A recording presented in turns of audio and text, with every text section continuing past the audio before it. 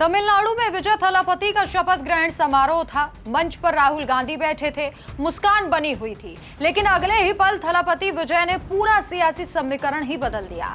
थलापति ने जो कहा उससे राहुल गांधी के चेहरे का रंग उतर गया। कांग्रेस नेता खुश थे कि थलापति ने बीजेपी को नहीं बल्कि कांग्रेस को चुना, लेकिन वो भूल गए थे कि उन्होंने अपने दम पर सीटें जीती हैं, वो किसी और की चलने ही नहीं देंगे। दरअसल शपथ ग्रहण समारोह में थलापति ने जो कहा उससे कांग्रेस में अब भूचाल सा आ गया है। मुख्यमंत्री पद की शपथ लेते ही विजय का पहला बयान आया और उन्होंने कहा कि मेरे अलावा कोई दूसरा पावर सेंटर नहीं होगा, मैं ही एकमात्र केंद्र हूं। ये शब्द गूंजे तो राहुल का चेहरा पढ़ने लायक था।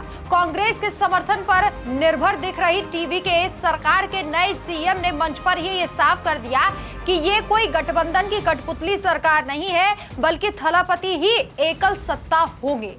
राहुल गांधी ठीक सामने बैठे थे, लेकिन विजय ने एक बार भी उनकी तरफ देखने या भाई कहने की जरूरत नहीं समझी।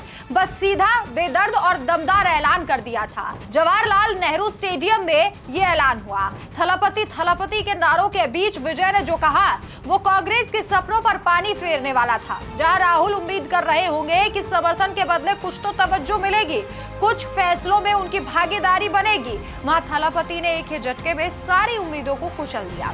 फिल्मी अंदाज में सत्ता संभालते ही विजय ने सिनेमा की सियासत तक अपना स्टाइल बरकरार रखा है। कोई लंबा चौड़ा भाषण नहीं, कोई धन्यवाद का चक्कर नहीं है, सीधा पावर का मैसेज है।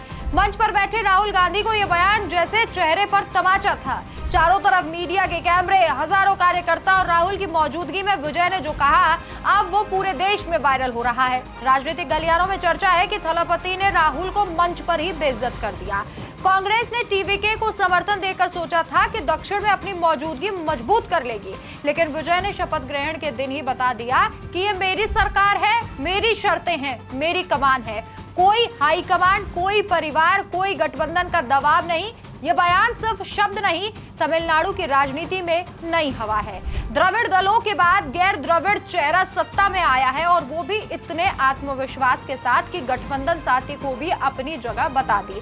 राजनीतिक विश्लेषक कह रहे हैं कि थलापति ने एक तीर से दो निशाने साधे। एक तो पुरानी पार्टियों को दिखा दिया कि अब उनका वक्त खत्म, दूसरे राहुल गांधी को समझा दिया कि समर्थन लेने का मतलब कंट्रोल नहीं मिल जाता।